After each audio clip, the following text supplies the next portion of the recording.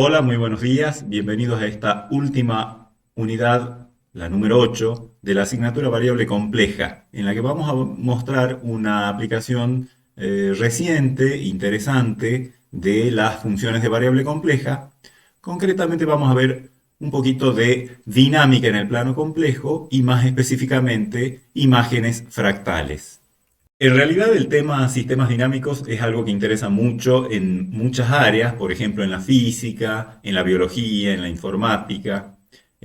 Nosotros podemos pensar en un sistema dinámico como en un conjunto de objetos que se mueven bajo la aplicación de determinadas fuerzas. Eso ocurre a través del tiempo, entonces en algún momento un objeto que está en cierta situación es sometido a alguna fuerza y eso produce en él un cambio. Y en un instante de tiempo posterior, ese mismo objeto ya cambiado así, vuelve a estar sometido a una nueva aplicación de esa fuerza y de esa manera adquiere otra posición u otra situación. Así con el correr del tiempo, conforme las fuerzas se van aplicando a cada objeto y a lo que va quedando de él en cada sucesiva etapa, interesa ver cuál es el destino final de ese objeto. ¿Cómo la matemática ha logrado entender eso de aplicar reiteradas veces una fuerza a un objeto y a lo que va quedando de él y qué destino tiene ese objeto? Es justamente el tema que vamos a ver ahora a través de estas diapositivas. Imaginemos que estamos considerando una función cualquiera de variable compleja definida en todo el plano complejo. Y supongamos que tomamos un punto, un número complejo cualquiera también, z0, y que realizamos el siguiente proceso. A z0, si le aplicamos la función f, y lo vamos a hacer porque la función f la estamos suponiendo definida en todo el plano complejo, así que no hay problemas en aplicarla en z0, lo que vamos a obtener es el resultado de la evaluación de la función en z0, o sea, f de z0. A eso, que va a ser un número complejo, obviamente porque la función transforma complejos en complejos, este es otro número complejo y a él estamos autorizados a aplicarles nuevamente f, porque f está definida para cualquier número complejo, en particular para este. Cuando lo hacemos, pasamos a obtener el número complejo f de z0. O sea, aplicando a f de z0 nuevamente la función f, obtenemos f de z0, o la composición de f consigo misma dos veces. Ese es un nuevo número complejo, por lo tanto, también podemos aplicarle la función f, y por lo tanto pasaríamos a obtener f de z0, es decir, f compuesta consigo misma tres veces aplicada a z0. Y este proceso lo podemos llevar a cabo indefinidamente, una cantidad cualquiera de veces, dado que la función, cada vez que obtenemos en cada paso un nuevo número complejo, ese número complejo está preparado para ser el argumento de una nueva aplicación de f. Si viéramos en el plano complejo qué es lo que ha pasado, bueno, z0 estará en algún lugar, digamos acá. Cuando le aplicamos f, saltamos a el punto que corresponde a f de z0, que típicamente va a ser otro número complejo. A ese le volvemos a aplicar la función, pasamos a f de z0 y así sucesivamente. Como verán, estamos obteniendo una sucesión. Esa sucesión, que tiene un nombre especial que vamos a darle después, es una sucesión en el plano complejo y por lo tanto, si voy dibujando los distintos términos de la sucesión, voy obteniendo una trayectoria, una especie de trayectoria, como veíamos cuando veíamos sucesiones y hacíamos la analogía de que los elementos de una sucesión son como las distintas posiciones de una mosca que va, digamos, recorriendo los lugares definidos por la sucesión conforme va pasando el tiempo. Como verán, hay como una especie de notación densa que podemos simplificar de la siguiente manera. ¿Cuántas veces le hemos aplicado a z0 la función para llegar a f de z0 una vez. Por lo tanto, a f la vamos a identificar con un f supra 1 entre corchetes. Ese supra 1 va a querer decir aplicar una vez la función.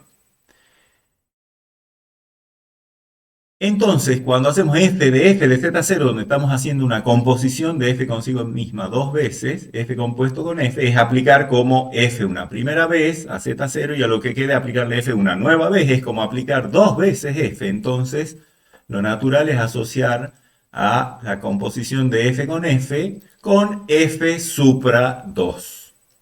Eso es notación nada más. F supra 2 entre corchetes va a representar f compuesto con f.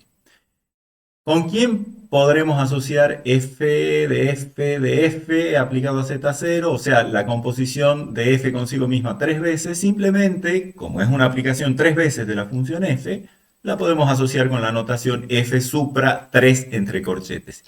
Y así continuando, la composición de f consigo misma k veces la vamos a asociar con f supra k entre corchetes. Y ese proceso, o sea, esta asociación me permite definir para cada número natural lo que significa f supra ese número natural. Es la composición de f consigo misma tantas veces como indique el supraíndice.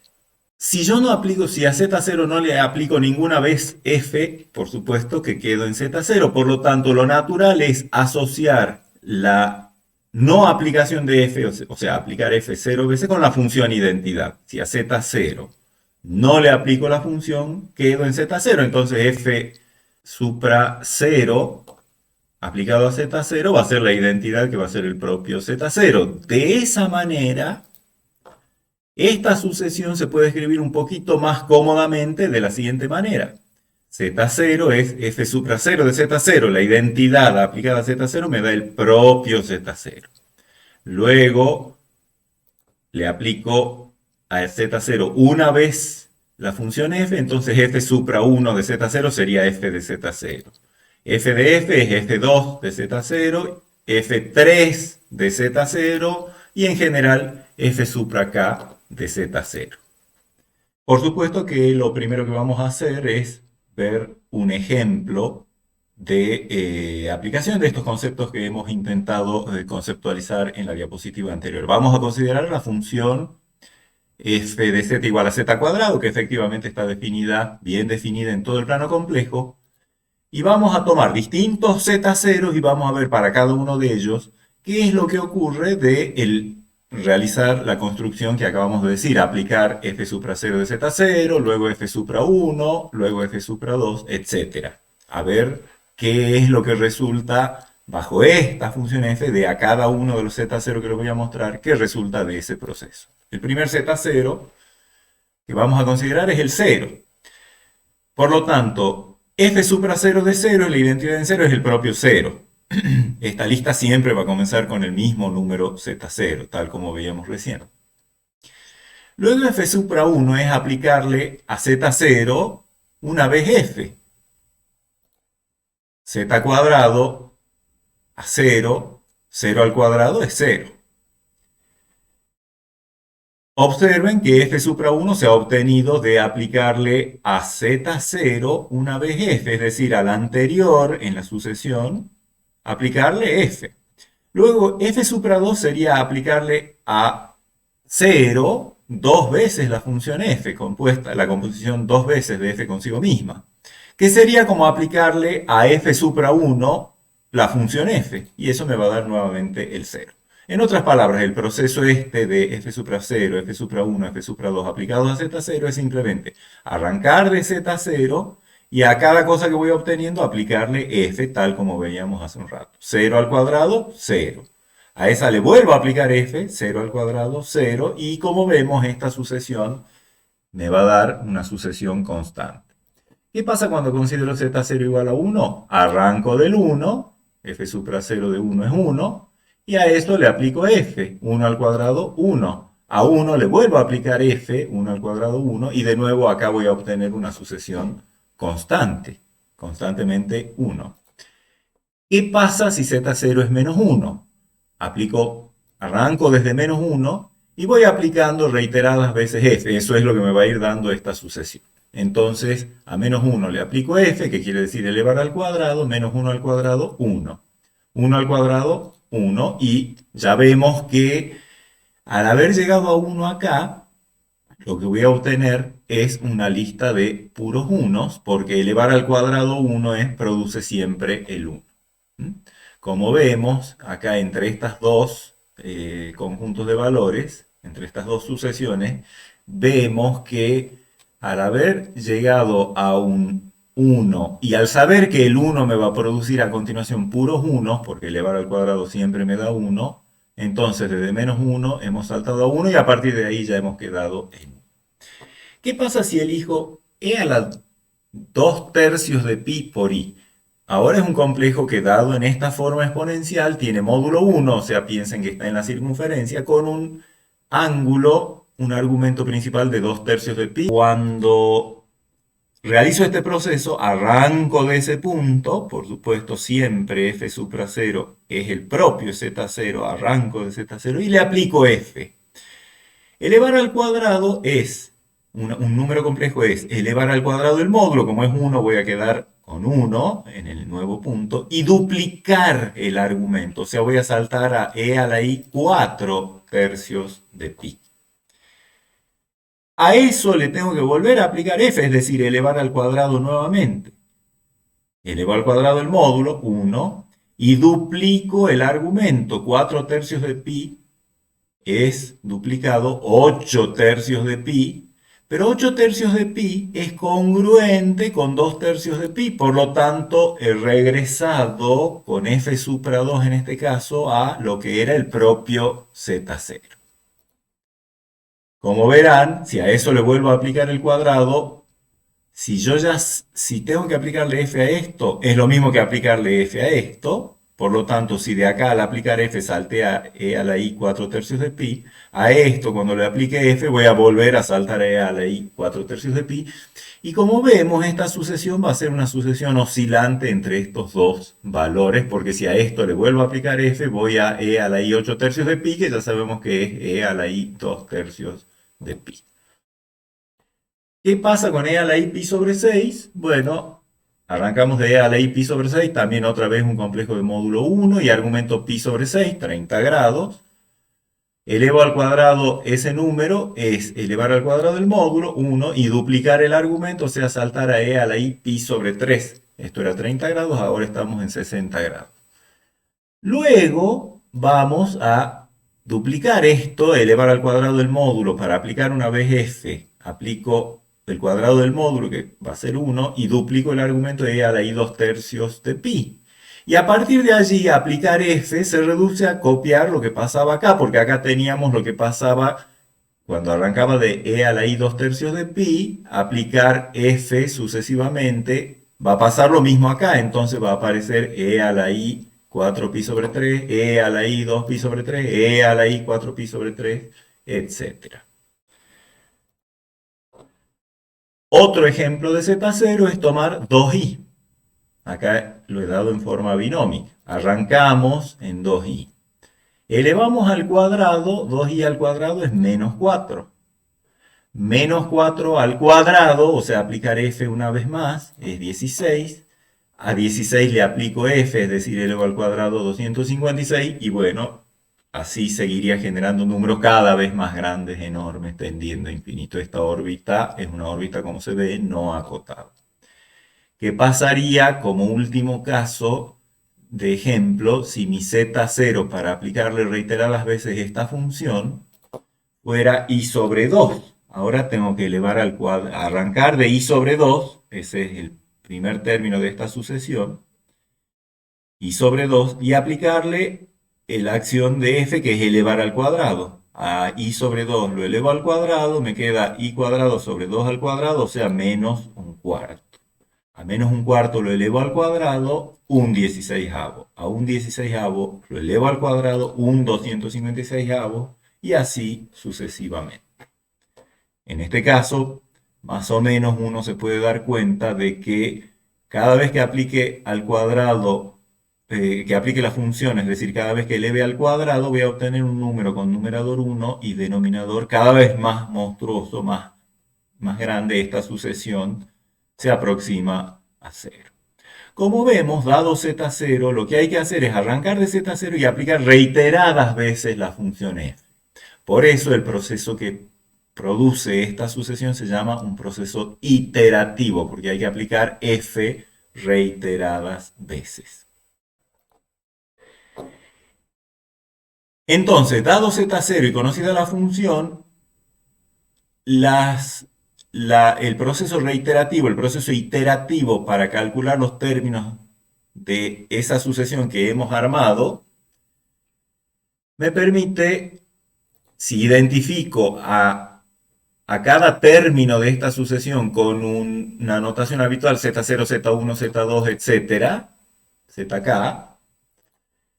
obviamente el késimo término de esa sucesión que así obtuve es f supra k de z0, al cual le llamamos el késimo iterado de f aplicado a z0. ¿Por qué? Porque para obtener el késimo término hay que aplicar f k veces a z0. Hay que reiterar la aplicación de f k veces a z0.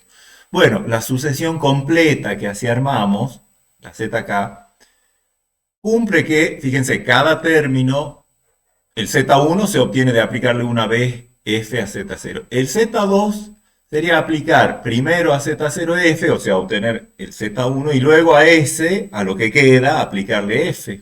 Entonces, en general, para cualquier KNN, el k más 1 término de esa sucesión que voy obteniendo, que sería el iterado de orden k más 1 aplicado a z0, simplemente consiste en aplicarle f al término késimo de la sucesión. O sea, cada vez que yo quiero obtener un término de orden k más 1, al término de orden k le aplico f y así obtengo el término de orden k más 1. Eso simplemente porque el k más 1 iterado de f aplicado a z0 es por definición aplicar la composición de f consigo misma k más 1 veces a z0, y por asociatividad de la composición eso es lo mismo que hacer f cerito con la composición de f consigo misma k veces. Acá tengo las k más 1 veces, asocié las k veces de la derecha así, todo eso aplicado a z0, que sería f de esta composición aplicada a z0, que sería f de el iterado k veces de f a z0, que es por supuesto f de zk. Así que en esta sucesión cada nuevo término se obtiene de aplicarle al anterior la función f. Por eso mismo decimos que la sucesión zk así formada se arma recursivamente, está recursivamente definida. Es decir, podemos no tener una expresión general a través de una fórmula directa para obtener el késimo término, sino que tenemos que ir obteniendo uno a uno los términos, aplicando cada vez, una vez más, f, y así vamos obteniendo los distintos términos de la sucesión. Los términos de esa sucesión reciben un nombre especial al proceso ese que, como veíamos acá, arrancando de z0, aplicando, o sea, calculando los iterados, es decir, aplicando en cada paso una vez más la función f, esa sucesión que así formamos se llama la órbita de z0 bajo f, o sea, es la sucesión zk tal como veíamos hace un rato. Es la sucesión de números complejos en la cual el késimo término es el késimo iterado de f aplicado a z0. Eso, por supuesto, entonces nos define bien una sucesión compleja, una sucesión infinita para todo k en n. Las órbitas de los distintos complejos bajo una cierta función pueden ser, obviamente, sucesiones distintas con distintos comportamientos. Ustedes saben que, por ejemplo, una sucesión puede o no converger, entonces las órbitas, que no dejan de ser otra cosa que sucesiones, pueden o no converger, pueden o no ser acotadas, pueden o no tener puntos de acumulación. Entonces, si yo tengo dos números complejos, no necesariamente iguales, pensemos los diferentes, y llegara a ocurrir que algún término de la órbita, el enésimo término de la órbita de Z es igual al enésimo término de la órbita de W, fijémonos eso gráficamente que representaría a través de Z, empiezo a aplicar el proceso iterativo y llego a un punto que es el mismo al que llego si empiezo desde W y aplico una cierta cantidad de veces la función f m veces a z y n veces a w, y supongamos que caigo en el mismo punto, es como que uno diría estas dos órbitas chocan. ¿Qué pasa a partir de allí? Bueno, obviamente, si aplico una vez más f miembro a miembro en esta igualdad, voy a tener que el m más 1 avo iterado de z, que por definición es f del enésimo iterado de z, pero reemplazando por esta igualdad, eso sería f del enésimo iterado de w, que es el n más 1 iterado de w. Eso quiere decir que los dos términos de las respectivas sucesiones que siguen son el mismo. Entonces las dos órbitas al chocar, en realidad más que chocar, se pegan, y a partir de allí el destino de ambas órbitas, es decir, la sucesión que se genera, la cola de ambas sucesiones, la que se genera a partir de Z y a partir de W, allí coinciden. Eso, obviamente, si vuelvo a aplicar, si yo ya sé que Fm más 1 de Z es Fn más 1 de W, aplico nuevamente F y me va a quedar Fm más 2 de Z igual a Fn más 2 de W, y en general, Fm más K de Z igual a Fn más K de W. Eso quiere decir que las órbitas de Z y W, digámoslo de cierta manera, tienen ambas el mismo destino, es decir, o bien, por ejemplo, ambas son sucesiones acotadas, o bien ninguna de las dos lo es. Y esto pasa en particular para cuando W ya está en la órbita de Z, porque en ese caso, si W está en órbita de Z, quiere decir que W es F a la M de Z para algún M. Y obviamente, como W es el 0avo iterado de F aplicado a W, porque F0 es la función identidad, tendría que existen M y N, en este caso N igual a 0, tal que F a la M de Z igual a F a la N de W. O sea, se cumpliría esto, y por lo tanto las dos órbitas tienen la misma cola, y por lo tanto ambas tienen el mismo destino. ¿De acuerdo?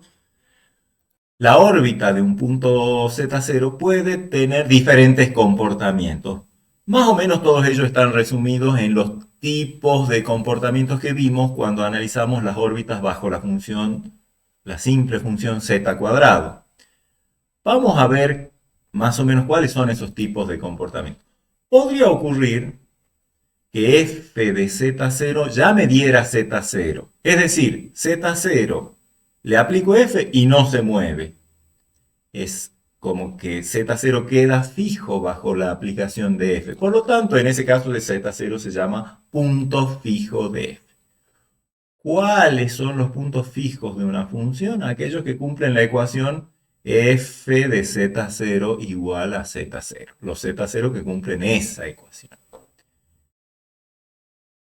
Podría ocurrir que cuando calculo una órbita no tengo un punto fijo que no se cumple inmediatamente, que arranco, o sea, que arranque de un Z0, que inmediatamente le aplico f y ya obtengo Z0, sino que en algún iterado, el n más 1 avo iterado de f a Z0 me da el enésimo iterado de f a Z0.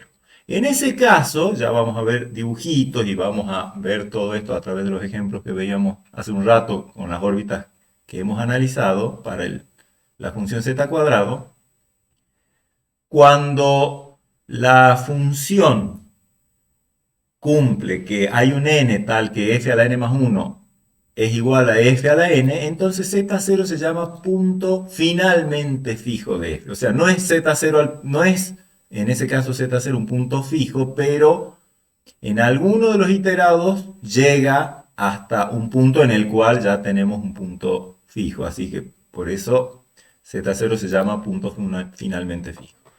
Hay órbitas que oscilan, recordarán los ejemplos que hemos visto hace un rato. Eso, para generalizar, sería que existe un m mayor o igual que 1, tal que el enésimo iterado de f aplicado a z0 vuelva a z0. Eso, en ese caso, z0 se llama un punto periódico para f. Es decir, arrancamos en z0, aplicamos f, m, más un, m menos un veces, y cuando la aplico m veces, vuelvo a z0. La órbita vuelve a z0, entonces z0 se llama un punto periódico para f. Y m se llama un período de z0. ¿Cuáles son los puntos periódicos de periodo de m para una función? Los que cumplen la ecuación f a la m de z igual a z. Puede ocurrir que un punto arranque y no sea periódico, pero que caiga en un ciclo. Eso querría decir que existen un n y un m, tales que f a la n más m de z0, o sea, el n más m avo iterado de z0, sea igual al enésimo iterado de z0. Y en ese caso, es como que z0 arranca no siendo un punto periódico, pero en algún momento llega a un punto que sí es un punto periódico su órbita, entonces el z0 en ese caso se llama punto finalmente periódico para f y m se llama un periodo final de z0. Y el concepto quizás más importante para las ideas que van a seguir es el siguiente. Vamos a decir que la órbita de z0 es kappa si es una sucesión no acotada, y eso quiere decir que para todo r mayor que 0 existe un n, un iterado en la órbita, tal que el módulo del enésimo iterado de z0 bajo f es más grande que r. Es simplemente decir, la órbita, que es la sucesión de los iterados, bueno, es kappa, vamos a decir que es kappa cuando no es acotada, y eso quiere decir que no hay un disco en el plano complejo capaz de contener a todos los términos de la órbita, y por lo tanto hay términos de la órbita con módulo arbitrariamente grande, tan grande como uno quiera. Obviamente que la órbita no escape va a significar que es una sucesión acotada y como tal cabe en algún disco del plano complejo. Antes de ver esto en los ejemplos que veíamos hace un rato referidos a la función z cuadrado, veamos qué tipo de gráficas presentan las órbitas de los diferentes puntos que hemos analizado.